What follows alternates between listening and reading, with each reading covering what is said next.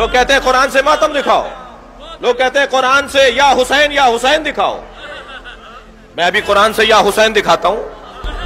حضرت یعقوب روزانہ، ایک دن نہیں، محرم میں نہیں، 10 دن نہیں، حضرت یعقوب نے سال ہائے سال روزانہ ماتم کیا ہے. اور کس کا ماتم کیا؟ جس کے زندہ ہونے کا یقین تھا. یہ نہیں کہا جائے گا کہ زندہ ہو جاوید کا ماتم نہیں کرتے ہیں.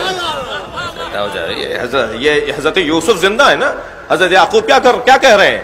حضرت یعقوب روزانہ ایک ہاتھ زانو پر مارتے تھے، ایک ہاتھ سینے پر مارتے تھے، ایک ہاتھ سر پر مارتے تھے، اور سر پر، زانو پر اور سینے پر ہاتھ مارتے ہوئے کہتے تھے یا صفا علی یوسفا، جسے آپ یا حسین بولتے.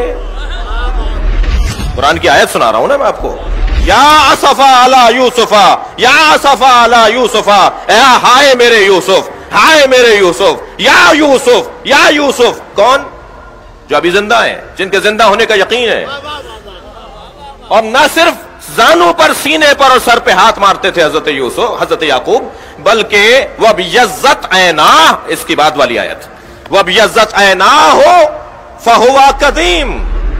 اور اتنا روتے تھے ماتم کرتے ہوئے کہ رو رو کے حضرت یعقوب کی آنکھیں سفید ہو گئیں. اور قرآن کیا کہہ رہا ہے؟ فَهُوَ قَدِيمٌ. صرف ایک ہی بات تو سامنے آتی ہے. صفحہ تاریخ کو پلٹ کر دیکھیے، جنہوں نے یعقوب کے بیٹے حضرت یوسف کو کنویں میں ڈالا تھا، وہ سامنے نظر آ رہے ہوتے تھے، تب بھی ماتم کرتے تھے اور برداشت کرتے تھے.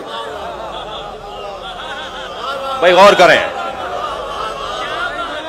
بہت واضح پیغام ہے قرآن مجید کا کہ عزاداروں کو کیسے زندگی گزارنی ہے. خبردار خبردار، جنہوں نے اہل بیت پہ ظلم کیا وہ سامنے آ جائیں یا ان کے چاہنے والے سامنے آ جائیں، تم اپنے ماتم سے ہاتھ نہ اٹھانا. برداشت